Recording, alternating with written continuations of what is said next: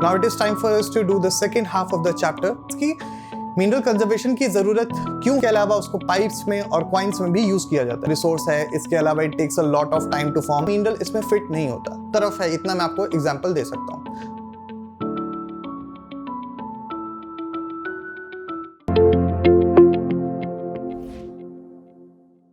Hello guys, welcome to E pedagogue. हम कर रहे हैं क्लास 8 की ज्योग्राफी और हम हैं चैप्टर 3 पे। फर्स्ट पार्ट हमारा कंप्लीट हो चुका है, जहां पर हमने मिनरल्स के बारे में जो भी जानकारी थी वो प्राप्त कर ली थी। Now it is time for us to do the second half of the chapter which will be mainly related to the power sources. But before that, there were two topics which were remaining, which included, I guess, uses of minerals and conservation of minerals. तो हमेशा की तरह हम अपने slide को देख लेते हैं कि हमें आगे क्या पढ़ना है। इस चैप्टर के हमें क्या बचे हुए पार्ट्स हैं जिसको कि ब्रॉड क्लासिफिकेशन के अंदर देखना है। तो सबसे पहले, as I told you that there were two topics remaining from the last chapter, from the last part, which was like uses of minerals. The second was mineral conservation need and how, which means कि mineral conservation की जरूरत क्यों है और हम उसको कैसे कर सकते हैं। इसके अलावा पावर सोर्सेस और उसका classification, conventional sources of energy क्या होता है और non conventional sources of energy क्या होता है, उसकी नीड क्या है, कौन कौन से हैं non conventional sources of energy. इसके अलावा एडवांटेजेस और डिसएडवांटेजेस को देखना कि ये जो कन्वेंशनल सोर्सेज ऑफ एनर्जी हैं इसके क्या एडवांटेजेस हैं, non conventional sources of energy इसके क्या एडवांटेज डिसएडवांटेजेस हैं, आज हम अपने इस वीडियो में कंप्लीट करने वाले हैं। I hope you are studying well and you are understanding the things. If you do not understand anything, please mention in the comment box, I will try to clarify it. ठीक है, so let's proceed. So the first thing that comes to us is uses of minerals. So let me tell you one thing. Minerals क्या हैं ये हम अच्छी तरीके से समझ चुके हैं। मैं आपको बता दूं कि आपकी डेली लाइफ में हर वो चीज़ जो आप यूज़ कर रहे हैं वो किसी ना किसी मिनरल का बना हुआ है। ठीक है, आपके टूथपेस्ट से लेके आपकी गाड़ी तक, आपके साइकिल से लेके आपके सॉल्ट तक, उसमें क्या है वो एक मिनरल से बना हुआ है, एक और बहुत सारे अनेक मिनरल्स के बना हुआ है। इसी में वो बात बताने की कोशिश की गई है इस पूरे पैराग्राफ में कि जो मेजर एक दो चार एग्जांपल्स लेके बताया हुआ है कि मिनरल्स कहाँ आपकी एक्टिविटीज ऑफ डेली लाइफ में पाए जाते हैं। जैसे कि एग्जांपल इसमें मेजरली लिया हुआ है कि हार्ड मेटल के जो मिनरल्स होते हैं, याद है हमने मिनरल क्लासिफिकेशन पढ़ा था, तो वहां पे हमने पढ़ा था कि एक होते हैं मेटालिक मिनरल्स, एक होते हैं नॉन मेटालिक मिनरल्स। तो जो मेटालिक मिनरल्स यानी जो हार्ड मिनरल्स होते हैं, उन हार्ड मिनरल्स का ज्यादातर यूज किया जाता है जेम्स इंडस्ट्री में, फॉर ऑब्वियस रीजन। क्यों किया जाएगा कि ताकि जेम्स को जो सपोर्ट चाहिए मेटल से, एक मिनरल से, वो उसको मिल सके। अगर आप नॉन मेटालिक मिनरल या कोई सॉफ्ट मिनरल लगाओगे तो उसमें वो जो जेम फिट होना चाहिए वो जेम फिट तो हो जाएगा शायद, मगर आगे वो स्टेबिलिटी उसको प्रोवाइड नहीं करेगा। इसके अलावा कॉपर की बात की गई है कि कॉपर जो है बहुत ही ज्यादा यूजफुल मिनरल है और उसको अलग अलग जगह पे यूज किया जाता है। कहां वो हम देखेंगे पिक्चर्स के माध्यम से। एल्यूमिनियम का इस्तेमाल, बहुत ही लाइट वेट और बहुत ही स्ट्रॉन्ग मेटल है और मिनरल है, जिसकी वजह से उसको वाइड इंडस्ट्रीज में यूज किया जाता है। सिलिका एक बहुत इंपॉर्टेंट मिनरल है, कहाँ उसका एप्लीकेशन होता है, कहाँ से वो मिलता है, ये सब हम देखेंगे इस पैराग्राफ के डिस्क्रिप्शन में, इस वाली स्लाइड में। कैसे? जैसे मैंने आपको बताया कि जेम्स को सपोर्ट करने के लिए जो मिनरल्स की जरूरत होती है वो ज्यादातर हार्ड मिनरल्स होते हैं, जैसे कि आप यहां पर देख रहे हैं। दूसरा ये कॉपर की पाइप्स भी बनती है। कॉपर इलेक्ट्रिक इंडस्ट्री में भी यूज होता है। इलेक्ट्रिक और इलेक्ट्रॉनिक इंडस्ट्री में बहुत डिफरेंस है।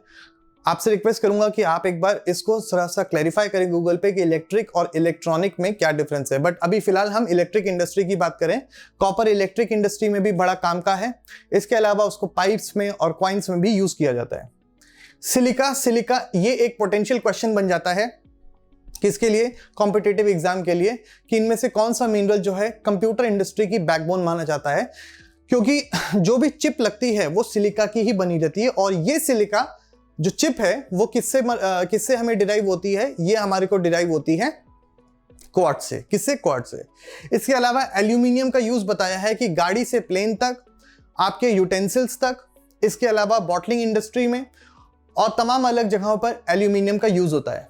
उसका एक इंपॉर्टेंट रीजन जो बुक में नहीं दिया है वो मैं आपको बता रहा हूं कि लाइट वेट मिनरल है और काफी ज्यादा टफ है, मतलब काफी स्ट्रांग है और लाइट वेट भी है। इसकी वजह से क्या होता है, इसको ऐसी जगहों पर यूज किया जा रहा है जैसे कि प्लेन्स और गाड़ी कि ताकि उड़ने में और चलने में लाइट वेटेड रहे, और साथ ही साथ वो रेजिस्टेंस और वो स्ट्रेंथ रहेगी, तो उससे क्या होगा, वो बेहतर तरीके से परफॉर्म अपनी चीज कर पाएगा। इसके अलावा ये तो केवल कुछ मिनरल्स का एग्जाम्पल लिया हुआ है, बाकी मिनरल्स भी हैं। आयरन बहुत इंपॉर्टेंट, जिसको बोला जाता है कि आयरन जो मिनरल है वो बैकबोन है सारी इंडस्ट्रीज की, क्योंकि जो बाकी इंडस्ट्रीज में मशीनरी यूज होती है वो मशीनरीज आयरन की ही बनी रहती है, एक्चुअली स्टील की बनी रहती है, वो स्टील आयरन से बनता है, इसीलिए हम इसको बोलते हैं बैकबोन इंडस्ट्री। क्या बोलते हैं? Backbone industry, although it is not mentioned in your book, but I am just telling you for your additional knowledge. Let's go forward. Okay, now we talk about conservation of minerals. So important thing is कि हमें minerals का conservation क्यों करना है और हम उसको कैसे कर सकते हैं। ठीक है, इसका आंसर यहां पर है। पहली बात तो आपको यह पता होना चाहिए कि हमें इसको कंजर्व करने की जरूरत क्यों है। वो इसलिए क्योंकि बहुत सारे जो मिनरल्स हैं, जो भी अभी तक हमने करे हैं, बहुत सारे जो मिनरल्स हैं वो क्या हैं, वो मिनरल्स को बनने में बहुत ज्यादा टाइम लगता है। They are non-renewable sources of energy. Do you remember the first chapter? We tried explaining you that non-renewable sources of energy take a lot of time to form. So if there is something which is taking a lot of time to form, of course you would use it very sensibly, right? आपको बहुत ही सोच समझ के उसका इस्तेमाल करना पड़ेगा, क्योंकि उसको बहुत टाइम लग रहा है बनने में। दूसरी बात, जो रेट ऑफ उसका कंजम्पशन है, कुल मिला के ये जो तीनों पॉइंट्स है उसी को घुमा फिरा के बताई गई है कि जो रेट ऑफ उसका कंजम्पशन है और जो उसका रेट ऑफ फॉर्मेशन है उसमें बहुत ही वास्ट डिफरेंस है। मतलब अगर कोई चीज बन रही है 100 सालों में और उसका स्टॉक केवल 10 साल का है, तो आप उसको इस तरीके से यूज करोगे ना कि वो 100 साल चले, है ना, कि ताकि भाई जब 100 साल में बन के दूसरी चीज तैयार हो तो आप अपना आराम से कर सको, राइट। तो आपको अपने यूज को थोड़ा सा कम करना पड़ेगा कि ताकि जो 10 साल में जिस स्पीड से आप खत्म करोगे उसको आप 100 साल तक चला पाओ। ठीक है, इसलिए हमारे को इसको कंजर्व करने की बहुत ज्यादा जरूरत है। Judicial use of minerals is very important. Next is कि चलो ये तो हमें समझ में आ गया कि भाई मिनरल्स जो हैं वो एक नॉन रिन्यूएबल रिसोर्स है। इसके अलावा it takes a lot of time to form for obvious reason since it is a non renewable source. इसके अलावा रेट ऑफ फॉर्मेशन और रेट ऑफ यूटिलाइजेशन में काफी ज्यादा डिफरेंस आ चुका है। So all these reasons are necessary, are important enough to tell us कि भाई we need to conserve it. But how do we conserve it? Reuse, reduce and recycle. हर resource इसमें, हर मिनरल इसमें फिट नहीं होता। कुछ मिनरल्स होंगे जिसको आप रिसाइकल, रीयूज कर सकते हैं। आपको उन रिसोर्सेज को रिसाइकल और रीयूज करने के ऊपर एम्फसाइज करना चाहिए जिनको आप रीयूज कर सकते हैं, जैसे कि मेटालिक मिनरल्स को आप रीयूज कर सकते हैं, तो क्यों नहीं करें? रीयूज करिए, रिसाइकल करिए। आप उसको अगर डिस्पोज करेंगे और आप ऐसे देशों में दे देंगे जहां पर उसको जला दिया जाता है, उससे बहुत खतरनाक गैसेस निकलती हैं। कुल मिला के आप उसको वापस कंपनी में दीजिए, वो कंपनी उसको रिसाइकल, रीयूज करेगी और रिफर्बिश करेगी। उससे आप जो है, आपकी बहुत सारे लोगों की जरूरत पूरी होगी, क्योंकि सब लोग फर्स्ट हैंड नहीं खरीद सकते। सो इसलिए इसका रिसाइकल और रीयूज करना बहुत जरूरी है। जहां तक रही बात रिड्यूस की, सो कुछ ऐसे मिनरल्स भी हैं जिनको आप रिसाइकल या रीयूज नहीं कर सकते। For example coal, for example petrol, these are also minerals but you can not recycle और reuse them. So what do? You have to reduce their consumption, because we have already understood that they are non-renewable sources of energy. They take a lot of time for their formation, right?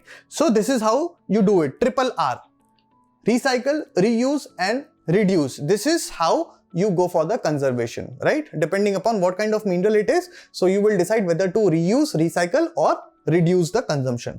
Next is we have to classify the power sources, but before that we have to understand what are power resources. It is very simple. Resource का मतलब हमने समझ लिया था कि कोई भी चीज जो हमारी नीड को सेटिस्फाई करे उसे हम रिसोर्स कहते हैं। बिल्कुल, पावर रिसोर्स किसको कहेंगे?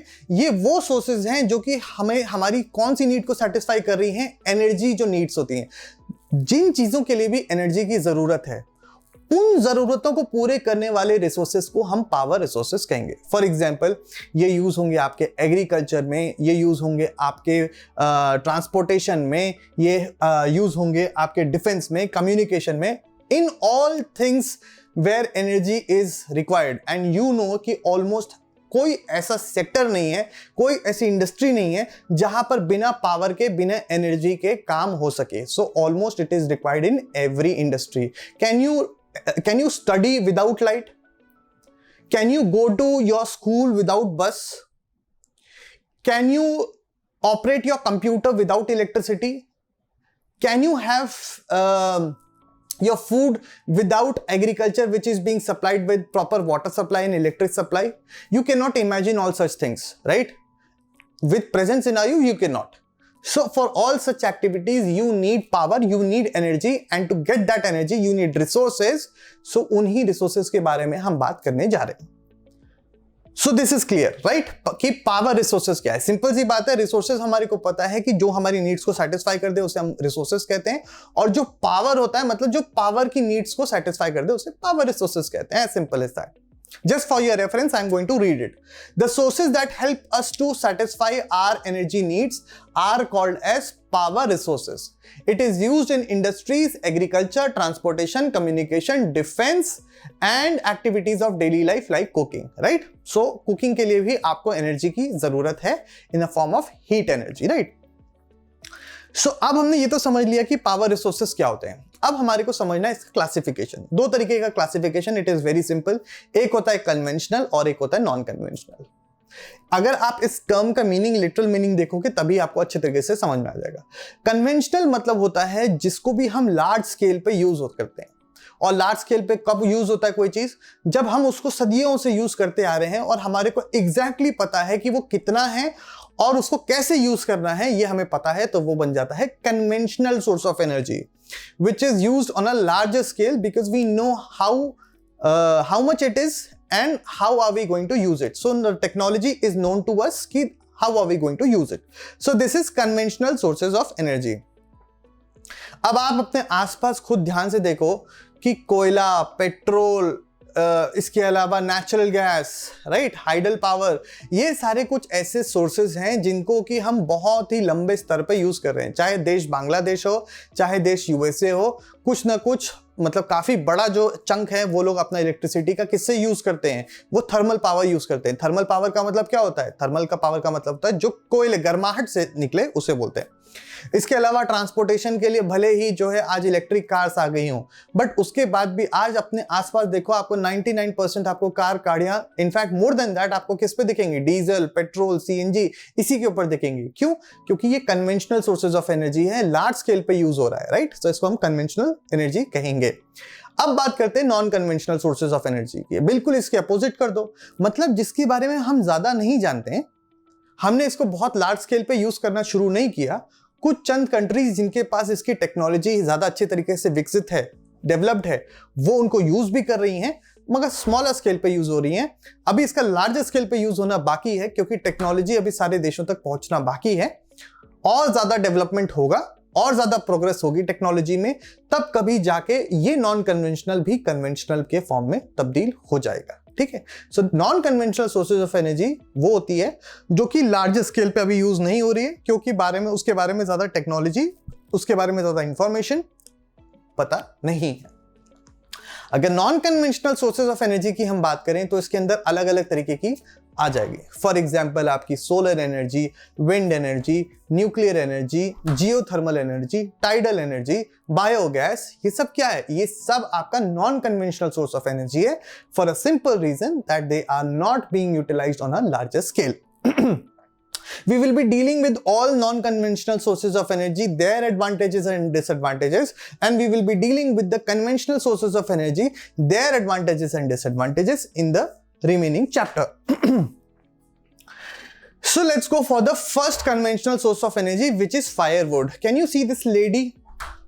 Right. So she is carrying a load of firewood on her back, on her shoulder. और ऐसे ही न जाने कितनी औरतें गांव में जो हैं इसी तरीके से लकड़ी ढूंढने के लिए कोसों कोसों दूर जाती हैं. वो इसलिए इन लकड़ियों को ढूंढ के और काट के लाती हैं कि ताकि वो घर में खाना बना सकें. हर जगह एलपीजी, हर जगह जो आपके पेट्रोलियम गैस है, जो फ्यूल है, वो आपको उपलब्ध नहीं होता है. इसके लिए these ladies they travel a lot just to find this firewood. But can you imagine कि इसका बहुत अच्छा एनवायरनमेंट के ऊपर इंपैक्ट पड़ेगा? एक तो आप फॉरेस्ट काट रहे हो, डिफॉरेस्टेशन कर रहे हो, और आप डिफॉरेस्टेशन करेंगे तो आपको मुझे आपको बताने की जरूरत नहीं है कि डिफॉरेस्टेशन से कितने सारे नेगेटिव कॉन्सिक्वेंसेस होंगे। इतना ही नहीं, एनवायरनमेंट के ऊपर जो नेगेटिव इंपैक्ट पड़ेगा सो पड़ेगा। इसके अलावा जब वो घर में वापस आएंगी और उस लकड़ी से वो आग जलाएंगे तो सोचो कि उनके घर में जो छोटे बच्चे हैं या फिर वो जो खुद हैं, उनके लंग्स के ऊपर, उनकी आइज के ऊपर कितना ज्यादा हेल्थ हैजार्डस होगा। इन्हीं सारी चीजों के चलते हुए आज कि जो बीजेपी गवर्नमेंट है, इन्होंने 2015 में एक पहल स्कीम लेके आए थे। Although this is not given in your text book, I am just giving you extra information. ये पहल स्कीम आई थी और इस पहल स्कीम के जरिए इन ऐसी न जाने कितनी लेडीज को हेल्प करने की कोशिश की गई थी भारत सरकार के द्वारा। अब ये हमने कर लिया फायरवुड, हमने देख लिया कि ये फायरवुड एक कन्वेंशनल सोर्स ऑफ एनर्जी है, हमने देखा इसका एनवायरमेंटल हैजार्ड है, हमने देखा इसका हेल्थ हैजार्ड है, हमने ये भी देखा कि इसको लेने के लिए न जाने कितना दूर दूर तक लेडीज ट्रैवल करती हैं। So one thing is clear कि ये ठीक नहीं है। But the hard fact is कि आज भी बहुत सारे एरियाज में, इंडिया में, दूर दराज गाँव में आज भी ये प्रैक्टिस कैरी ऑन की जा रही है, और विच इज नॉट राइट। हम लोगों को ग्रास रूट पे जाके इन लोगों में अवेयरनेस फैलानी पड़ेगी। नेक्स्ट पॉइंट, अब हम बात करते हैं, हमारा पहला कन्वेंशनल सोर्स ऑफ एनर्जी हो गया जो था फायरवुड। मैंने कन्वेंशनल क्यों कहा फायरवुड को? वो इसलिए कहा कि क्योंकि ये बहुत लंबे समय से और बहुत लंबे स्तर पे इसको यूज किया जा रहा है। अब कोयले की बात करते हैं। मैंने आपको पहले बता दिया कि कोयला भी क्या है, एक कन्वेंशनल सोर्स ऑफ एनर्जी है। क्यों? क्योंकि ये बहुत लंबे और बड़े स्तर के ऊपर यूज किया जा रहा है। कोयले को हम ब्लैक सनशाइन भी कहते हैं। Although again it is not given in your book, मैं आपको बताने की कोशिश करूंगा कि ये कोयला बनता कैसे है। ये कोयला भी एक non renewable source of energy है। इसको बनने के लिए भी बहुत ज्यादा टाइम लगता है, 1000 लाख साल लगते हैं, तब जाके ये कोयला बनता है। ये कोयला कैसे बनता है? ये कोयला ऐसे बनता है कि जब कहीं पर स्वैम्स होते हैं, कहीं पर मार्शेस होते हैं, कहीं पर वेजिटेशन होती है, अचानक से वहां पर बाढ़ आती है। इससे समझेंगे तो ज्यादा अच्छा रहेगा। देखो, ऐसे मान लो यहां एक पेड़ है, ऐसे करके पूरा एक लंबा सा ग्रासलैंड है जहां बहुत सारे पेड़ है। यहां से एक नदी आती है एक दिन और खूब सारा फ्लड आ जाता है, और फ्लड ऐसा आता है कि ये सारे पेड़ पौधे टूट के हॉरिजॉन्टल हो जाते हैं। तो क्या होता है फिर, कभी ना कभी क्या होगा, ये नदी का बहाव कम हो जाएगा और यहां पर क्या होगा, एक मिट्टी बिछाई ऊपर लेयर हो जाएगी जिसके अंदर ये सारी वेजिटेशन जो है वो दब के रह जाएगी, राइट। फिर क्या होगा, फिर ऐसे ही कभी ना कभी साल, 10 साल, 50 साल में बाढ़ आती रहेगी और लेयर पे लेयर बनती रहेगी और ऐसे करके होता रहेगा।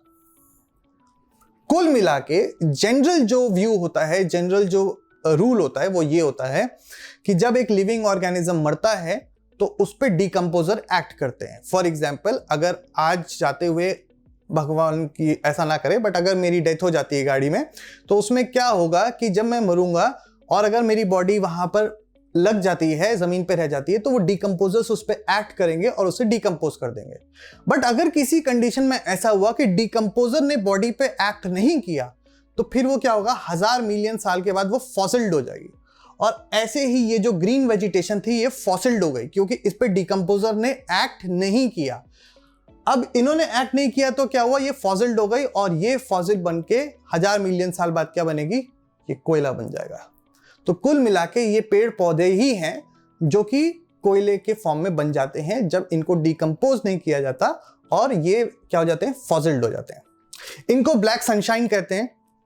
और आपको पता है कि आज भी इंडिया में 70% जो इलेक्ट्रिसिटी है वो थर्मल पावर से ही जनरेट होती है। अब सवाल उठता है ये कैसे होता है? सिंपल सा लॉजिक है, कोयला होता है, कोयले को जलाते हैं, पानी को उबालते हैं, उस पानी से स्टीम निकलती है, वो स्टीम टरबाइंस को घुमाती है और जब वो टरबाइंस को घुमाती है तो वहां से मैकेनिकल एनर्जी किस में तब्दील हो जाती है, इलेक्ट्रिकल एनर्जी में कन्वर्ट हो जाती है। As simple as that. अब सवाल उठता है कि ऐसे पूरी दुनिया में कोयले के कौन कौन से ऐसे रीजन्स हैं जिसमें कि जो कि दुनिया में अच्छे, मतलब उनके पास प्लेंटी ऑफ कोल है। तो कुल 3 देश हम इसमें याद करने की कोशिश करेंगे। एक है हमारा यूएसए, एक है हमारा चाइना और तीसरा है जर्मनी। याद है पिछले वीडियो में हमने पढ़ा था फ्रांस और जर्मनी की कहानी। तो यूएसए, चाइना और जर्मनी, इनके पास प्लेंटी ऑफ कोयला है। आपकी इंफॉर्मेशन के लिए बता दूं कि पूरी दुनिया में सबसे बड़ा जो प्रोड्यूसर है कोल का वो है चाइना, और सेकेंड लार्जेस्ट प्रोड्यूसर है इंडिया। हाँ, ये थोड़ा सा शॉकिंग है बट ये सच है। और इसके अलावा एक और इंपॉर्टेंट चीज कि दुनिया के सबसे बड़े कंज्यूमर्स कौन है, तो फिर चाइना और इंडिया ही हैं। तो सबसे ज्यादा हम प्रोड्यूस भी करते हैं और सबसे ज्यादा हम कंज्यूम भी करते हैं। इनफैक्ट सबसे ज्यादा प्रोड्यूस होने के बावजूद हमारा कंजम्पशन हमारे प्रोडक्शन से ज्यादा, इसलिए हमें कोयले को इंपोर्ट करना पड़ता है। इतना कुछ बुक में दिया नहीं है, ये सब एक्स्ट्रा इंफॉर्मेशन है आपके लिए। अगर सुनना चाहते हो, समझना चाहते हो, तो it will be an add up point to your knowledge. अब इंपॉर्टेंट चीज आती है कि भाई ये कोयला क्या है, ये कोयला भी क्या है, मतलब ये भी एक कन्वेंशनल सोर्स ऑफ एनर्जी है। ठीक है, कन्वेंशनल सोर्स ऑफ एनर्जी मतलब लंबे स्तर पे यूज हो रहा है। अब इंडिया में भी हम लोगों को पता होना चाहिए कि ऐसे कौन कौन से रीजन्स हैं जो कि क्या हैं, जो कि कोल प्रोड्यूसिंग रीजन्स हैं। वो कौन कौन से कोल प्रोड्यूसिंग रीजन्स हैं? ज्यादातर जो छोटा नागपुर प्लेटो में, यानी छोटा नागपुर प्लेटो कहाँ है ये आपको पता लगाना है। तो छोटा नागपुर प्लेटो जो कि ईस्ट तरफ है, इतना मैं आपको एग्जांपल दे सकता हूं। 4 स्टेट्स में मेजरली ये फैला हुआ है। तो वहां पर ये कोयले का अच्छा खासा भरमार आपको देखने को मिलेगा, खास करके झारखंड वाला एरिया। झारखंड में भी 4 रीजन्स हैं, एक रानीगंज, झरिया, धनबाद और बोकारो। रानीगंज, झरिया, धनबाद और बोकारो। अब यूपीएससी वालों के लिए एक बात पूछते हैं, अक्सर क्वेश्चन ही आ सकता है कि ये रानीगंज कहां पर है, झारखंड में ही है या वेस्ट बंगाल में है या कहां है? तो ये जो कोल फील्ड है ये दोनों स्टेट्स में फैला हुआ है, वेस्ट बंगाल में भी है और झारखंड में भी है। This is how the questions can come. और लोअर लेवल जो कॉम्पिटिटिव एग्जाम्स होते हैं, सबऑर्डिनेट वाले जो होते हैं, उनके लिए जो है आपको मैं बता दूं कि ब्लैक सनशाइन पूछ सकते हैं आपसे क्या है। तो ब्लैक सनशाइन कौन है? ब्लैक सनशाइन आपका बरीड सनशाइन है। मेरे ख्याल से ये ब्लैक सनशाइन नहीं, ये बरीड सनशाइन है। मेरे को लगता है इसमें थोड़ा कुछ मिस्टेक हुई है। ये बरीड सनशाइन है, ये बरीड सनशाइन है जो कि जिसको कि हम कोयला बोलते हैं। इसको प्लीज देख लेना, ये बरीड सनशाइन है। इसको हम डबल क्रॉस अभी यहीं पे कर लेंगे, चेक कर लेते हैं। कोयला इसमें नहीं है।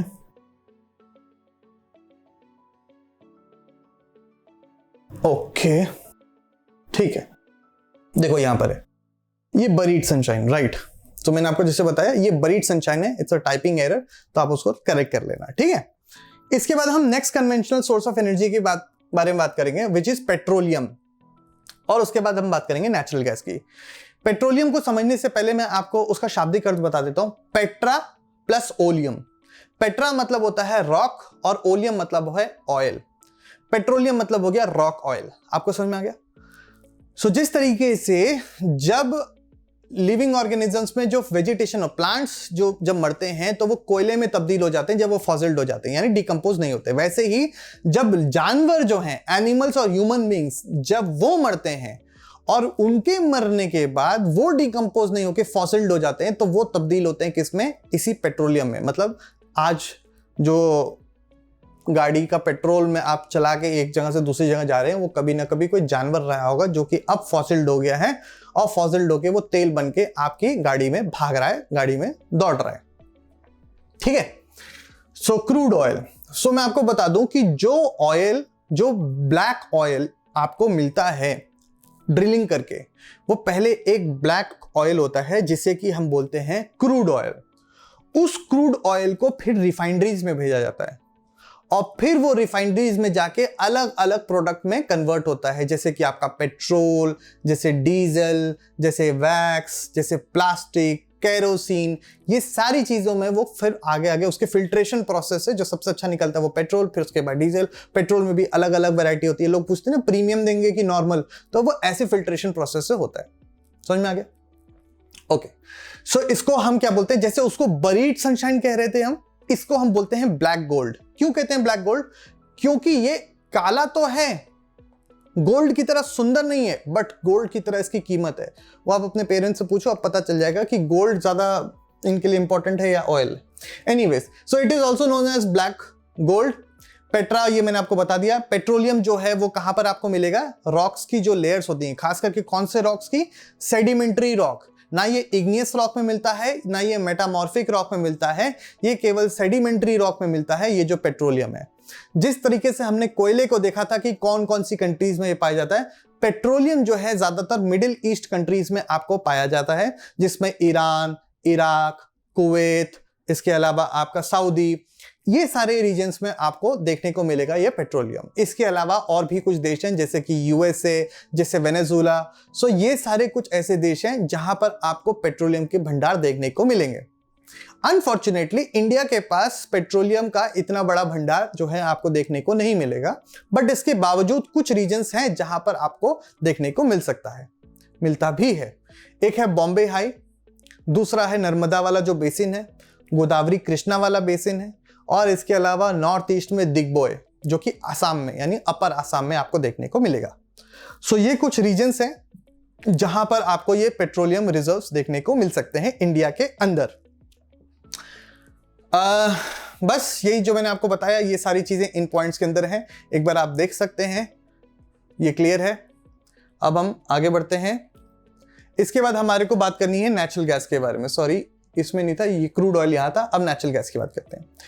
देखिए नेचुरल गैस क्या है? नेचुरल गैस भी एक कन्वेंशनल सोर्स ऑफ एनर्जी ही है। जब आप ऑयल को सरफेस तक लेके आते हैं रॉक्स के, तब नेचुरल गैस भी रिलीज होती है। बट ये जरूरी नहीं कि जहां पेट्रोल मिलेगा वहां नेचुरल गैस होगी। नेचुरल गैस रहती है और अबंडेंस में ये है, हमारे को कोई प्रॉब्लम इसमें नेचुरल गैस में नहीं है।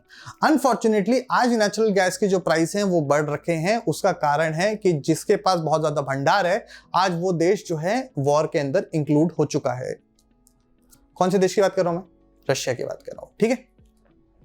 सो नेचुरल गैस जो है वो है, इनफैक्ट नेचुरल गैस की बहुत ज्यादा एडवांटेजेस हैं। आपने अभी तक जितने भी कन्वेंशनल सोर्स ऑफ एनर्जी देखे वो आपने देखे कि पल्यूटिंग हैं, बहुत महंगे हैं, मगर इसके साथ एक अच्छी चीज ये है कि एक तो ये पल्यूटिंग बहुत ज्यादा कम है विद रिस्पेक्ट टू, अगर इसको कंपेयर किया जाए आपके बाकी कन्वेंशनल सोर्सेस ऑफ एनर्जी से, जैसे पेट्रोल, डीजल, कोल और ये सब चीजों से, फायरवुड से काफी कम पल्यूशन है। इनफैक्ट इसका जो कार्बन डाइऑक्साइड एमिशन है वो भी काफी कम है। अक्सर लोग समझ लेते हैं कि कार्बन डाइऑक्साइड एक पल्यूटेंट है। नहीं, कार्बन डाइऑक्साइड एक पल्यूटेंट नहीं है, उसको इनहेल करके कोई प्रॉब्लम, मतलब carbon dioxide is not a pollutant, ठीक है। So pollution and carbon dioxide rise, these are two different things. So it is found with the petroleum and is released when crude oil is brought to the surface. This we have already understood. इसको हम variety of use में ला सकते हैं, ये मैंने आपको बताया था। ये ना ही केवल आपके डोमेस्टिक पर्पस में, बल्कि ट्रांसपोर्टेशन में, इंडस्ट्रियल पर्पसेस के लिए इनका वैरायटी ऑफ यूज हो सकता है, ये भी मैंने आपको बताया। ये रिलेटिवली क्लीन फ्यूल है और इसके डाइवर्स यूजेस हैं, ये भी बता दिया मैंने आपको। इसको पावर सेक्टर में यूज किया जाता है इलेक्ट्रिसिटी जनरेट करने के लिए, डोमेस्टिक पर्पसेस में यूज किया जाता है कुकिंग और हीटिंग के लिए। आपने एलपीजी का नाम सुना होगा, राइट? आपने पीएनजी का भी नाम सुना होगा, राइट? तो वो सब क्या है? वो है पाइप्ड नेचुरल गैस। मतलब जब सिलेंडर के माध्यम से ना जाके पाइप के माध्यम से आपके यहाँ गैस पहुंचती है, जिसको आप अपने स्टोव में यूज करते हो और उससे आग जलाते हो, उसको हम बोलते हैं पीएनजी यानी piped natural gas. Some major reserves in India, और इंडिया में मेजर रिजर्व्स कौन से होंगे? एक सिंपल सा लॉजिक अप्लाई करो, जहां पर पेट्रोल होगा वहां पर वो भी होगा, वही बॉम्बे हाई, वही नर्मदा बेसिन, वही गोदावरी कृष्णा जो क्या बोलते हैं बेसिन है वहां पर। इसके अलावा एक इंपॉर्टेंट स्टेट है जो कि यूपीएससी में पूछा जा सकता है या किसी और एग्जाम में, त्रिपुरा। त्रिपुरा एक स्पेशल अक्वायर कर लेता है। त्रिपुरा एक स्टेट है जहां पे नेचुरल गैस के रिजर्व्स पाए जाते हैं। इसके अलावा नेचुरल गैस अबंडेंट में है, लेस पॉल्यूटिंग है, और एक डेटा दे रखा है जो कि आप अपने एसेज में और जो सब्जेक्टिव आंसर्स है उसमें यूज कर सकते हो कि नेचुरल गैस जो है वो हाइड्रोकार्बन जो है वो लीस्ट पॉल्यूटिंग हाइड्रोकार्बन है, और वो क्या करता है, जितना कार्बन डाइऑक्साइड एमिशन बाकी पेट्रोल करते हैं उसका केवल आधा, अगर 10 वो करता है तो 5 ये करता है। इसके अलावा जो पॉल्यूटेंट वो रिलीज करते हैं, जो कोयला पॉल्यूटेंट रिलीज करता है उसका केवल 1/10 ये पॉल्यूटेंट उसको रिलीज करता है। मतलब काफी क्लीन फ्यूल है, ठीक है। अब हम बात करेंगे हाइडल पावर की। अब हाइडल पावर भी क्या है, एक कन्वेंशनल सोर्स ऑफ एनर्जी है, क्योंकि अब बहुत ज़माना बीत गया है। अब सब लोगों को पता चल चुका है कि बहते हुए पानी के काइनेटिक एनर्जी से मैकेनिकल एनर्जी और फिर इलेक्ट्रिक एनर्जी में कैसे कन्वर्ट करना है, अपने पावर को यूज़ करना है, वो अब ऑलमोस्ट सारे कंट्रीज को पता चल चुका है। ये कैसे होता है, एक सिंपल सा लॉजिक है इसमें। देखो इसको देखो, ये आपकी एनसीईआरटी का ही डायग्राम है, मैं चाहता था कि आप कनेक्ट करो इससे। तो इसमें क्या होता है, इस तरीके से नदी के पानी को रोक दिया जाता है, उसके बहाव को रोक दिया जाता है, स्टोर किया जाता है, कि ताकि अगर कभी सूखा पड़ा, इसके बहुत सारे मतलब पर्पसेस होते हैं। इसमें क्या होता है कि इस पानी को स्टोर कर दिया जाता है। जो प्राइम पर्पस है उसको भी डिस्कस करते हैं बाद में, दूसरी चीजें दे। तो यहां पर इन्होंने क्या किया, पानी के बहाव को रोक दिया, स्टोर करके रख दिया। अब क्या होगा, अब क्या होगा कि ये यहाँ पे गेट्स लगे रहते हैं, ये गेट्स होते हैं। अब उसके बाद क्या होता है, इन गेट्स को खोला जाता है और अचानक से ऊपर से नीचे तक पानी को गिराया जाता है। जब पानी ऊपर से नीचे तक गिरता है तो इसके अंदर रहती है ये टरबाइंस, आप देख रहे हैं राइट। तो ये टरबाइंस घूमना शुरू करेंगे। जब ये टरबाइंस घूमना शुरू करेंगी तो मैकेनिकल एनर्जी बनेगी। जब मैकेनिकल एनर्जी बनेगी तो उसके बाद उसको जनरेटर से कनेक्ट करके इलेक्ट्रिक एनर्जी, और उसके बाद यहां से इलेक्ट्रिक एनर्जी फिर उसके माध्यम से सबकी सप्लाई बनेगी। बट इस तरीके की जो हाइडल एनर्जी, जो पावर प्लांट्स होते हैं, उनको केवल इसी के लिए यूज नहीं किया जाता, उसको मल्टीपर्पज यूज किया जाता है। फॉर एग्जांपल फ्लड्स को कंट्रोल करने के लिए, इसके अलावा स्ट्रैटेजिक यूज करने के लिए, मतलब अगर कभी मान लो कि पानी की कमी हो गई उसके लिए। इसके अलावा जो पानी एक बार टरबाइन घुमा दिया, ये पानी जो यहाँ पर निकला उसको इरिगेशन फील्ड्स में चैनलाइज कर दिया जाता है, वो एग्रीकल्चर के काम में आता है। इसी रीजन के वजह से इसको बोलते हैं मल्टीपर्पज हाइडल पावर प्रोजेक्ट्स, ठीक है। इसके अलावा हमारे को देखना पड़ेगा कि कौन कौन से देश हैं दुनिया में जो कि मतलब इसके लिए काफी ज्यादा काफी अबंडेंस है इनके यहाँ ये हाइडल पावर प्रोजेक्ट्स के। तो उसमें आपको बता दूं कि नॉर्वे जो है वो पहला देश था। Again a question, potential question. Norway जो है नॉर्वे पहला कंट्री था जिसने क्या बनाया था, जिसने कि हाइडल इलेक्ट्रिसिटी डेवलप करी थी। एक हो गया आपका नॉर्वे, दूसरी तरफ आप साउथ अमेरिका में ब्राजील ले लो। ब्राजील में भी काफी ज्यादा अपॉर्चुनिटी है हाइडल पावर प्रोजेक्ट्स की। इनफैक्ट चाइना, आपने अक्सर सुना होगा कि वो कभी ना किसी पे नदी पे डैम बना देता है, जिसकी वजह से जो लोअर कोर्स में नदी के देश बचते हैं उनको प्रॉब्लम नजर आती है। वही चीज होगी। Norway was the first nation to develop hydro electricity. Major hydel power nations are Norway, Brazil, Paraguay and China. कुछ इंडिया में भी है, भाखड़ा नंगल, नागार्जुना, दामोदर वैली प्रोजेक्ट्स। ये जितने भी नाम इंडिया वाले जो हैं उनको आपको पता होना चाहिए कि ये किस नदी के ऊपर बेस्ड हैं और ये कौन से स्टेट के अंदर हैं। वो जब हम क्वेश्चन आंसर्स करेंगे वहां पर तब हम करेंगे इसको। नेक्स्ट इज कि अब हमारे को पता होना चाहिए कि ये तो हमने कन्वेंशनल सोर्सेज ऑफ एनर्जी को देख लिया। अब हमारे को ये पता होना चाहिए कि non conventional sources of energy की नीड हमारे को क्यों है। एक सिंपल सी बात है यार कि कन्वेंशनल सोर्सेज ऑफ एनर्जी में हमने देखा ध्यान से कि वो बहुत ज़्यादा पल्यूटिंग है, मतलब काफ़ी ज़्यादा एनवायरनमेंट मतलब पल्यूट कर रहे हैं वो। दूसरी चीज़ हमने ये भी देखा कि जो ज़्यादातर कन्वेंशनल सोर्सेज ऑफ एनर्जी हैं उनका एक लिमिटेड स्टॉक है जो डिप्लीट होते जा रहा है, मतलब उनका भंडार खत्म होते जा रहा है। Of course we have to think of new things, right. इसके अलावा राइजिंग प्राइस, आपको पता है कि पेट्रोल और बाकी जो कोयले वोयले हैं उनकी मतलब उनका जो प्राइस है वो दिन ब दिन बढ़ता जा रहा है, राइट। सो उसको हम ब्रेक नहीं लगा सकते, राइट, वो बढ़ता ही जा रहा है। इसके अलावा लास्ट ये है कि हेल्थ हैजार्ड्स भी इसके साथ हो रहे हैं। कुल मिला के एनवायरमेंट हैजार्ड्स हो रहे हैं, हेल्थ हैजार्ड्स हो रहे हैं, हमारे इकोनॉमी, हमारे पॉकेट के ऊपर भी ज्यादा भार पड़ रहा है। इन सारे ही रीजंस के चलते हुए, लिमिटेड स्टॉक है, इन सारे रीजंस के चलते हुए if all these things are giving you trouble, you will have to think for alternative. You cannot just sit idle and say कि नहीं भाई जब खत्म होगा तब देखा जाएगा, ठीक है। You have new generations to come, हमारे को उनका भी ध्यान में रखना जरूरी है। इसके अलावा अब हमें ये तो पता चल चुका है कि कन्वेंशनल सोर्स ऑफ एनर्जी में firewood, coal, petrol, natural gas, hydel power projects, ये सारी चीजें हैं। अब इन कन्वेंशनल के साथ हमें प्रॉब्लम है, वो हमने यहां देखा। तो अब हमारे को नई चीजों को देखना है, non conventional sources of energy को देखना है, जिसके अंदर ये सब आ जाता है। Solar energy, wind energy, geothermal energy, biogas, tidal plants, ये सारी चीजें इसके अंदर आ जाती हैं। अब हम एक एक करके इनको देखेंगे। सबसे पहले हम बात करेंगे किसकी, सोलर एनर्जी की, ठीक है। तो सोलर एनर्जी को देखते हैं, यहां से ये शुरू होता है। सोलर एनर्जी का क्या सिंपल्स है, और एक और मैं आपको बता दूं कि जो आपका non conventional source of energy है वो एनसीईआरटी में बहुत ही बेहतरीन तरीके से दे रखा है। अगर मैं उसको स्लाइड बनाऊं तो ऑलमोस्ट इक्वल होगा कि मैं एक और एनसीईआरटी छाप रहा हूं।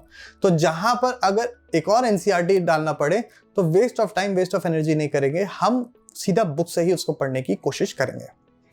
सो सबसे पहले बात करते हैं सोलर एनर्जी। दिन वो गए जहां पर हम सूरज को केवल सोचते थे कि वो है एक इंडिकेशन कि दिन हो गया है।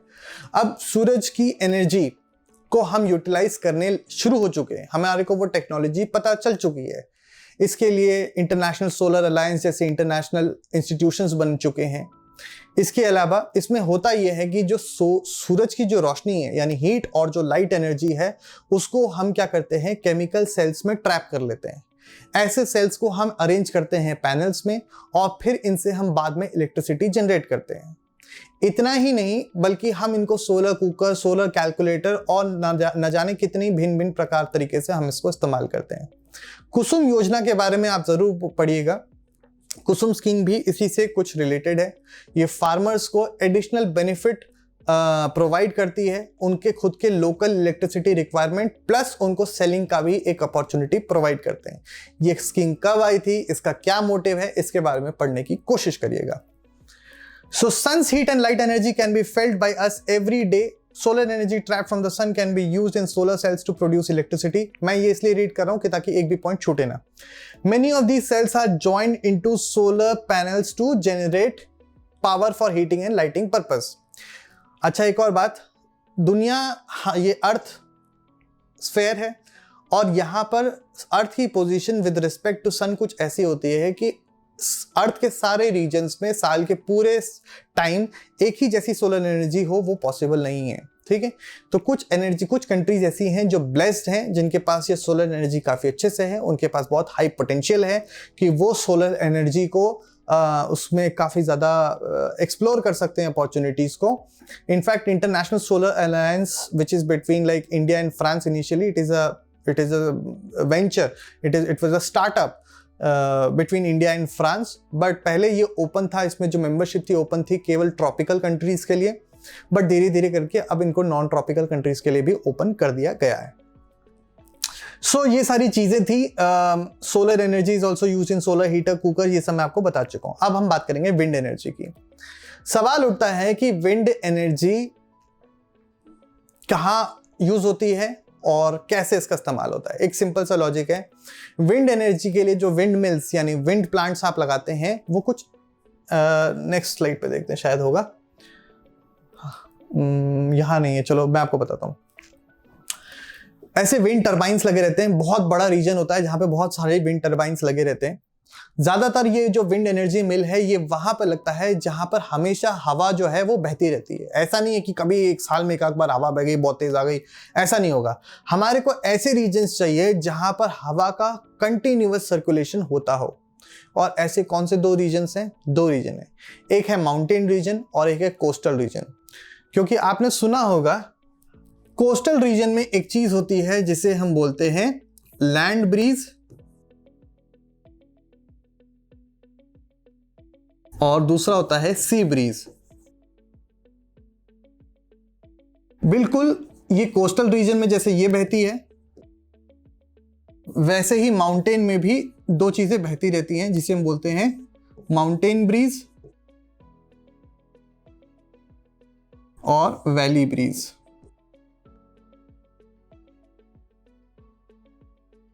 देखो ये वहां की रेगुलर फिनोमेना है, हवा का बहना, दिन में लैंड ब्रीज, रात में नाइट ब्रीज, ये सारी चीजें ये कंटिन्यूअस प्रोसेस है, ये फेनोमेना है वहां का, ये चीजें होती रहती हैं। अब ये कैसे होती हैं, क्या होती हैं, इसके लिए मैं एक सेपरेट वीडियो बनाऊंगा, नहीं तो ये वीडियो काफी लंबा हो जाएगा। लैंड ब्रीज, सी ब्रीज कैसे बहती है, माउंटेन ब्रीज, वैली ब्रीज कैसे बहती है, क्यों बहती है, कैसे वार्म एयर ऊपर राइज होती है और उसका सर्कुलेशन बनता है, ये सब के लिए हम एक अलग से वीडियो बनाएंगे। उस वीडियो को देखते ही आपको सब कुछ क्लियर हो जाएगा कि ये कैसे होता है। फिलहाल के लिए बस आप इतना समझिए कि विंड मिल्स केवल वहीं लग सकती है जहां पर कंटिन्यूअस विंड का सर्कुलेशन होता रहता है, विंड मूवमेंट होती रहती है और यहाँ पे स्टडी और अच्छी स्ट्रांग विंड्स होती है, और वहीं पर आप विंड मिल बनाओगे। और ऐसे रीजन्स आपको कोस्टल और माउंटेन एरियाज में देखने को मिलेंगे। इसमें होता यह है कि जब हवा बहती है तो बिल्कुल जहाँ पे वो हाइड्रो इलेक्ट्रिसिटी में बहता हुआ पानी टरबाइंस हिला रहा था, यहाँ पे बहती हुई हवा जो है वो टरबाइंस को हिलाएगी, घुमाएगी, मैकेनिकल एनर्जी जनरेट होगी, फिर उसको इलेक्ट्रिकल एनर्जी में कन्वर्ट करेंगे जनरेटर के माध्यम से, और ये सारी चीजें इस तरीके से डायनामो के माध्यम से, जो भी वो करते हैं इंजीनियर ज्यादा जानते हैं उसके बारे में। तो कुल मिला के इस तरीके से इलेक्ट्रिसिटी विंड एनर्जी उसमें प्रोड्यूस होती है। आपके नॉलेज के लिए बता दूं कि इंडिया में भी भारत सरकार ने अपने लिए एक टारगेट जो है वो रखा है, जिसमें कि उन्होंने ये बोला है कि ये जो रिन्यूएबल एनर्जी है वो इससे कितना ज़्यादा अपना टारगेट रख रहे हैं। पहले ये 175 गीगावाट था, अब ये कितना है ये आप मुझे कमेंट करके बताएंगे।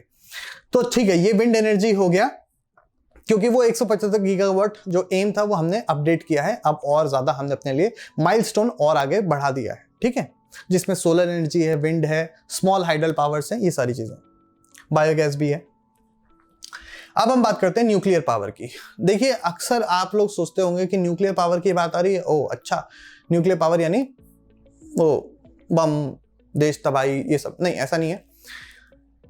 न्यूक्लियर एनर्जी बहुत इमेंस होती है और इसका बहुत पोटेंशियल है, इससे बहुत जबरदस्त इलेक्ट्रिसिटी प्रोड्यूस कर सकते हैं। इनफैक्ट बहुत सारे वेस्ट के जो देश हैं वो अपनी 70 to 80% electricity requirement nuclear energy से मीटअप करते हैं।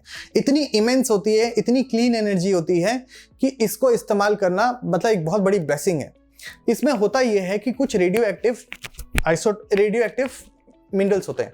तो ये जो रेडियो एक्टिव मिनरल्स होते हैं ये क्या करते हैं कि इनका जो एटम्स होते हैं वो अनस्टेबल होते हैं। इनकी एनर्जी को यूज करके, इनमें जब न्यूक्लियर फिजन रिएक्शन हम कराते हैं न्यूक्लियर रिएक्टर में, तो इनका जो न्यूक्लियर फिजन रिएक्शन होता है इससे बहुत इमेंस फॉर्म ऑफ एनर्जी निकलती है। वो इमेंस फॉर्म ऑफ एनर्जी को हम यूज करते हैं पानी को गर्म करने के लिए। वो पानी जब गर्म हो जाएगा तो वो क्या निकालेगा, स्टीम निकालेगा, और जब वो स्टीम निकालेगा तो वो क्या करेगा, टर्बाइंस घुमाएगा। All it comes down two is moving the turbines. You can see that in the diagram. For example, this is nuclear reactor. Now the energy is released, now hot water is there, so what it will do is it will generate steam, it will move the turbine, and with the help of generator the electricity will be produced. This is how we generate electricity. Unfortunately India में जो nuclear fuel है वो उतना ज्यादा नहीं है, but still for your knowledge I am telling you कि यहाँ पर लिखा हुआ है कि मोनोजाइट जो हमारे पास यूरेनियम जो है वो जो मेन रहता है वो नहीं है हमारे पास उतना, बट थोरियम हमारे पास काफ़ी ज़्यादा अबंडेंस में है, और वो जो है हमारे पास कहाँ पर है, मोनाजाइट सॉल्ट्स ऑफ केरला में आपको अबंडेंस में देखने को मिलेगा आपका क्या, थोरियम।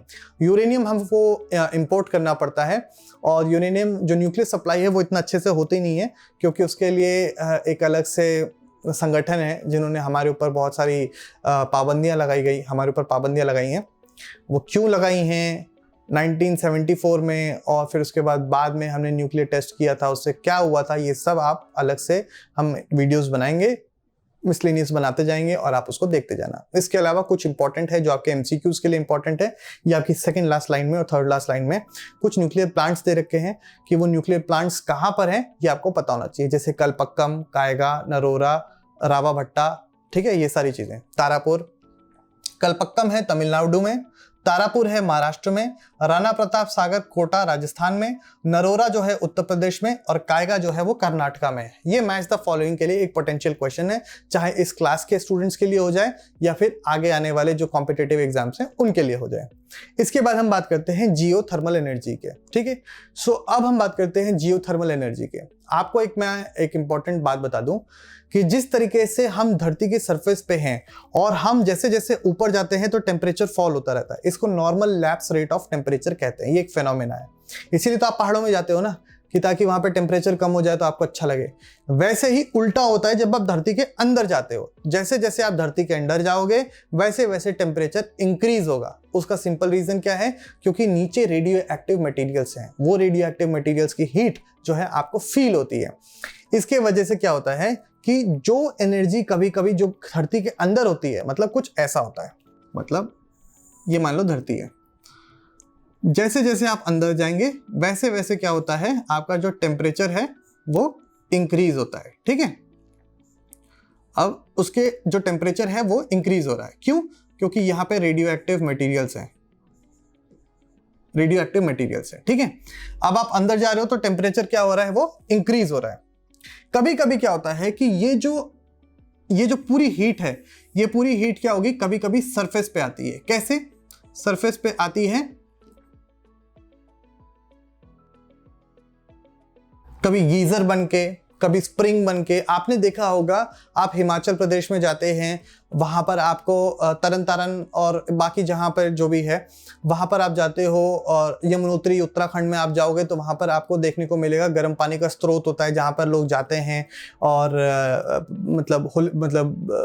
वहां पर आप हेल्थ पर्पस के लिए भी जाते हो, और इसके अलावा जो होली पर्पसेस हैं वो तो हाई हैं। इन सारे पर्पसेस के लिए आप वहां पर जाते हो। पानी इतना गर्म होता है कि वहां पर चावल रख दो, कच्चे चावल, तो वो उबल जाते हैं। कहते हैं उसके बहुत सारे मेडिसिनल इफेक्ट्स होते हैं। कुल मिला के कभी कभी घर के जो धरती के अंदर की गर्मी है वो सरफेस पे आ जाती है गीजर और स्प्रिंग के फॉर्म में। फिर क्या होता है, फिर वही होता है जो हम गरम करके कोयले से स्टीम बना रहे थे, जो हम गरम करके न्यूक्लियर एनर्जी से पानी को गर्म करके स्टीम बना रहे थे, और स्टीम से टरबाइंस मूव करा रहे थे।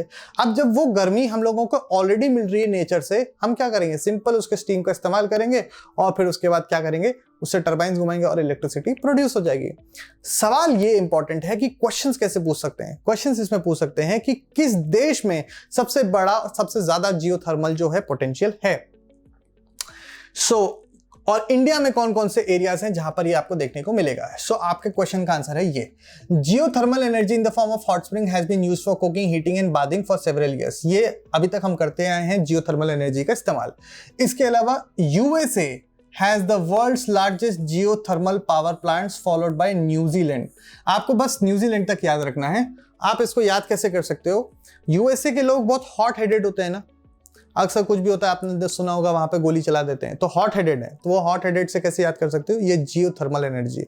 तो गर्मी होती है अंदर की जो बाहर आ जाती है, तो ये जियोथर्मल एनर्जी से एक just a trick to remember things. This is how you remember, everyone has got their own way of remembering things, this is how I had remembered things, ठीक है। ओके, सो यूएसए का एक हो गया। इसके अलावा न्यूजीलैंड की बात करता हूं, तो न्यूजीलैंड जो है वो रिंग ऑफ फायर के आता है। Now what is this ring of fire? Again as I told you that we will be making a lot of videos on miscellaneous topics of geography, there I will try to cover कि ये ring of fire क्या है, और New Zealand उसके बीचों बीच पड़ता है। यहाँ पर बहुत सारे आपको देखने को मिलेगा। इसके अलावा आपको इंडिया में पता होना चाहिए कि इंडिया में जियोथर्मल प्लांट्स लोकेटेड है मणिकरण जो हिमाचल प्रदेश में है, और पूगा वैली जो कि लद्दाख में है। मणिकरण हिमाचल प्रदेश में, पूगा वैली लद्दाख में, ये आप भूल नहीं सकते। It's a very potential question that can come into your question paper. Next is tidal energy. चलो भाई, अब टाइडल एनर्जी की बात करते हैं। बट टाइडल एनर्जी का एक ये बहुत important do you know fact है कि पहला टाइडल जो एनर्जी स्टेशन था वो कहां पर था, फ्रांस में बिल्ट अप हुआ था। ओके, सो टाइडल एनर्जी में क्या होता है, आपको पता है टाइड्स क्या होती हैं, राइट? जब टाइड्स में क्या होता है कि जो पानी होता है उसका स्तर लैंड की तरफ और आगे बढ़ता है, क्योंकि वहां से ग्रेविटेशन पुल होता है सन और मून का, दोनों का, इसीलिए टाइड्स होती हैं। वो टाइड्स क्या होती हैं, कैसे उनका ग्रेविटेशनल पुल होता है, इसके बारे में फिर से हम एक वीडियो बनाएंगे। बट फिलहाल के लिए इस किताब को स्ट्रिक्टली इसके ऊपर चलते हैं, और आपको समझ में आना चाहिए। मतलब मान लो कि अगर यहां तक नॉर्मल बीच ये है, पानी है,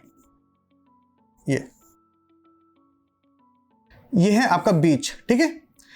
अब जरूरी नहीं और हमेशा ऐसा नहीं होगा कि यहीं तक पानी रहेगा। दिन का कोई एक ऐसा टाइम आएगा कि पानी यहां तक आ जाएगा। इसको बोलेंगे हाई टाइड। क्या बोलेंगे इसको? High tide. और दिन में एक ऐसा भी टाइम आएगा जब पानी इसके भी पीछे चले जाएगा, उसको बोलेंगे लो टाइड। समझ में आ गई बात? जब पानी बढ़ा तो आगे तरफ आ गया, जब पानी कम हुआ तो वो पीछे की तरफ चला गया। जब आगे की तरफ आया हाईएस्ट पॉइंट तक, उसको बोलते हैं हाई टाइड। जो पीछे चला गया, जब पानी चला गया पीछे, तो उसको बोलते हैं लो टाइड। और इसके बीच की जो रेंज है उसको बोलते हैं इंटर टाइडल जोन। समझ में आया? जब भी सरकार रूल बनाती है कि कहां तक आप अपने रेस्टोरेंट्स बना सकते हैं, तो वो हाई टाइड को कंसीडर करते हुए ही बनाते हैं। समझ में आ गई बात? कि ताकि डेली एक्टिविटीज में लोगों को प्रॉब्लम ना हो। अब सवाल उठता है कि इससे एनर्जी का क्या लेना देना है। कभी कभी क्या होगा, कुछ नैरो ओपनिंग्स होती हैं, पानी जो है अंदर की तरफ, इसको क्लियर आउट कर लेते हैं। तो इसमें क्या होता है, जब हाई टाइड होगा, जब हाई टाइड होगा तो पानी आगे की तरफ आ जाएगा और गेट्स क्या हो जाएंगे, बंद कर दिए जाएंगे। फिर जब गेट्स बंद कर दिए जाएंगे, पानी अंदर आ गया है, गेट्स बंद हो गए, पानी अंदर है, अब क्या होगा? अब देखो पानी अंदर आ चुका है, गेट्स बंद हो चुके हैं। अब जैसे ही ये गेट खुलेगा, बाद में गेट खुलेगा, नीचे होगा तो पानी वापस जाएगा। जब पानी वापस जाएगा तो फिर वो टरबाइंस को घुमाएगा, और फिर वो जब टरबाइंस घूमेंगे तो उससे क्या होगा? आपको पता है, इलेक्ट्रिसिटी जनरेट होगी। ठीक है, ये फैक्ट मत भूलिएगा। ये बोला energy generated from tides is called as tidal energy for obvious reason. Tidal energy can be harnessed by building dams at narrow openings. Dams तो बनाने ही पड़ेंगे, क्योंकि अगर आपको पानी को स्टोर करना है, पानी को रोकना है, पानी को कंट्रोल करना है, तो आपने डैम्स बना दिए ना। हाई टाइड आई, पानी ऊपर आया, आपने क्या किया? डैम्स का दरवाजा बंद कर दिया। जब लो टाइड हुई तो आपने क्या किया? दरवाजा खोल दिया, यानी पानी पीछे की तरफ जाएगा, टरबाइंस घूमेंगे और इलेक्ट्रिसिटी प्रोड्यूस होगी। तो opening of the sea during high tide, the energy of the tide is used to turn the turbine installed in the dam to produce electricity. Russia, France and Gulf of Kutch in India have huge tidal mill farms. Gulf of Kutch क्यों? क्योंकि Gulf of Kutch में एक narrow opening है। Narrow opening मतलब narrow, पतली opening है, जिसमें की एनर्जी आती है और उस वहां से इलेक्ट्रिसिटी जनरेट होती है। Last is biogas. बायोगैस का बहुत ज्यादा पोटेंशियल है, इसके एडवांटेजेस ही एडवांटेजेस हैं। और कैसे होता है ये? इसमें क्या होता है कि अक्सर आपने सुना होगा, मोदी जी बोलते थे पहले कि भाई आप अपने घर के कचरे को सेग्रीगेट कर लें, राइट? आप अपने गीले कचरे को अलग रखें, ड्राई कचरे को अलग रखें। किचन का जो कचरा होता है वो वेट कचरे में आता है, जिसमें कि आपके ऑर्गेनिक वेस्ट होता है, मतलब फल सब्जियां जो कभी जिंदा थी, अब वो फॉर ऑब्वियस रीजंस उनमें लाइफ नहीं बची। आपने ऐसे जितने फल सब्जी, अंडे के जो छिलके थे, वो सब आपने एक जगह पे डाल दिया। उसके बाद क्या हुआ? आपने ऐसे बायोगैस प्लांट के अंदर डाल दिया। उस बायोगैस प्लांट के अंदर क्या होगा? बैक्टीरिया इंट्रोड्यूस होंगे। वो एनारोबिकली, मतलब क्या होगा? ऑक्सीजन नहीं मिलेगा, तो एनारोबिकली उसको वो डिकम्पोज करना शुरू करेंगे, सड़ाना शुरू करेंगे। जब वो सड़ेगा तो उसमें से गैस निकलेगी। जो गैस निकलेगी वो होगी कौन सी? बायोगैस, जो कि पोटेंशियली दो गैसेस का मिश्रण होती है। एक होती है कार्बन डाइऑक्साइड और एक होती है methane. This is another question that had come in UPPCS 2019 और 20, I am not sure, but biogas किस दो गैसेस की बनी है? तो कार्बन डाइऑक्साइड और मीथेन की बनी हुई है। कैसे बनती है? एनारोबिक रेस्पिरेशन, एनारोबिक डिकम्पोजिशन से बनती है। और उसके बाद क्या होता है? जब गैस रिलीज हो गई तो कुछ दिनों बाद जो आपके पास वो बचेगा, जो कचरा आपने दिया था, उसमें से डिकम्पोज होने के बाद वो क्या बनेगा? वो एक्सीलेंट फर्टिलाइजर बन जाएगा, एक्सीलेंट मैन्योर बन जाएगा, जिसको आप खेतों में भी यूज कर सकते हैं। कुल मिला के फायदे ही फायदे। ठीक है, समझ में आ गई बात? और कचरा तो हर जगह से निकलता है, हर घर से निकलता है, इसलिए इसके पास खूब ज्यादा पोटेंशियल आपको मिलेगा। लास्ट पैराग्राफ कहता है कि एनर्जी हर जगह है, और but we can see that harnessing this energy बहुत डिफिकल्ट भी है। मतलब एनर्जी सारी जगह है, बट उसको हार्नेस करना काफ़ी कॉस्टली भी है और डिफ़िकल्ट भी है। बट हमारे को कंटिन्यूअस रिसर्च करती रहनी पड़ेगी कि ताकि हम उसको बेटर तरीके से हार्नेस कर पाएँ। इन क्वेश्चन आंसर्स को देखने से पहले मैं आपको बता दूं कि एक चीज़ है जिसे बोलते हैं एडवांटेजेस एंड डिसएडवांटेजेस। जब मैंने आपको ये सब बता दिया है तो ये सब आसानी से आपके 2 मिनट में हो जाएगा। सबसे पहले जियोथर्मल एनर्जी। मैं आपको बताऊं, जियोथर्मल एनर्जी एक क्लीन एनर्जी है, क्योंकि स्टीम निकल रहा है, आपने कुछ जलाया नहीं, कोई पोल्यूशन नहीं मचाया, आपने ना कोई गैस एमिट करी, सिंपल सा गीजर आ रहा है, उसने आपको वो क्या बोलते हैं, बिना कुछ जलाए आपको स्टीम दे रहा है, आप उस इलेक्ट्रिसिटी प्रोड्यूस कर रहे हो। इससे अच्छी चीज क्या हो सकती है? तो इसका एडवांटेज क्या होगा? क्लीन होगा, इको फ्रेंडली होगा और हमेशा अवेलेबल रहेगा। डिसएडवांटेज क्या होगा? क्योंकि हर जगह तो नहीं है, दूर दूर है, तो इसका जो ट्रांसपोर्टेशन का कॉस्ट होगा वो काफी महंगा होगा। डिसएडवांटेज खत्म। बायोगैस का एडवांटेज क्या होगा? सिंपल सी बात है कि ये मैन्योर भी आपको दे देगा, क्लीन एनर्जी भी दे देगा, हाँ आपको ये ग्रीन हाउस गैस जरूर दे देगा। पोल्यूशन और ग्रीन हाउस गैस अलग अलग चीजें, प्लीज मिक्स मत करना। ग्रीन हाउस गैस मतलब जो ग्लोबल टेम्परेचर बढ़ा रहा है। तो एडवांटेजेस क्या है? इसका लो कॉस्ट है, आप भाई कचरे से ही तो बना रहे हैं ना। एक टपरी वाले ने भी बना दिया था, इसी दिल्ली में कहीं पे कॉलेज के पास में एक टपरी वाले ने जो सीवेज होता है उसका जो है बायोगैस प्लांट निकाल के अपनी टपरी पे चाय बनाने के लिए उसने बायोगैस का इस्तेमाल कर लिया था। उसने खुद ही बनाया था, इसलिए उसको जो भी सिलेंडर का कॉस्ट नहीं देना पड़ा था। सोचो कितनी आसान है, इजी टू ऑपरेट, सही बात है। इसके अलावा बायो वेस्ट का भी आप इस्तेमाल कर सकते हैं, जो वेस्ट निकल के आ रहा है उसको मैन्योर की तरह यूज कर सकते हैं। डिसएडवांटेज क्या होगा? ग्रीन हाउस इफेक्ट है, क्योंकि भाई आप कुछ ऐसा फ्यूल, एक ऐसी गैस निकाल रहे हैं जो कि क्या है? ग्रीन हाउस गैस है। Next is nuclear energy. आपको पता है न्यूक्लियर एनर्जी क्या है? एक बहुत ही क्लीन एनर्जी फ्यूल है और बहुत ज्यादा एनर्जी निकालती है। डिसएडवांटेज क्या है? इससे बहुत जबरदस्त हैजार्ड हो सकता है और ये काफी महंगी है। ठीक है, generates radio active waste and is expensive. अब टाइडल एनर्जी की बात कर लेते हैं। टाइडल एनर्जी में क्या है, आपको पता है टाइड्स आती रहेंगी, जब तक धरती, चांद और सूरज है तब तक टाइड्स आती रहेंगी, इसलिए हमेशा अवेलेबल होगा, नॉन पोल्यूटिंग है और इनएग्जॉस्टिबल है। डिसएडवांटेज क्या होगा कि जब आप ऐसे डैम्स बनाएंगे एक्वेटिक लाइफ में, तो वहां पे जो जिंदगियां हैं वो थोड़ी सी परेशानी में आएंगी, तो डिस्ट्रॉयज वाइल्ड लाइफ हैबिटेट, और ये इसको हार्नेस करना वो काफी डिफिकल्ट काम है। सोलर एनर्जीज, वापस से वही वाली बात, टाइड वाली बात, कभी ना खत्म होने वाली एनर्जी, तो इनएग्जॉस्टिबल, बिल्कुल वैसे ही नॉन पोल्यूटिंग। दिक्कत क्या है कि एक्सपेंसिव है। आप खुद ही देखो, जब आप सोलर प्लांट लगाने की बात करते हो अपने घर में, तो आपको सीधा 8 से 10 लाख का खर्चा बता दिया जाता है, जो पूरा मिला के, ठीक है, ज्यादा कम भी हो सकता है, मुझे एग्जैक्टली आइडिया नहीं, मुझे किसी ने बताया था कभी। और उसके बाद wind energy last. Wind energy में क्या है, सबसे इंपॉर्टेंट ये है कि विंड चलना कभी बंद नहीं होगी, तो नॉन इनएग्जॉस्टिबल है। इसके अलावा कुछ जलाना और वो सब नहीं करना होता, तो नॉन पोल्यूटिंग है। डिसएडवांटेज इसका मेन ये है कि ये जब चलते हैं ना टरबाइंस, तो खूब सारी आवाज करते हैं, जिससे कि बर्ड्स को काफी ज्यादा प्रॉब्लम होती है। इसके अलावा जो रेडियो सिग्नल्स होते हैं, एंटेना वाले होते हैं, उनमें भी काफी डिस्टर्बेंस आता है। Noise pollution, wind mills costly to setup, disturb radio and TV reception, harmful to birds. With this we complete our third chapter also.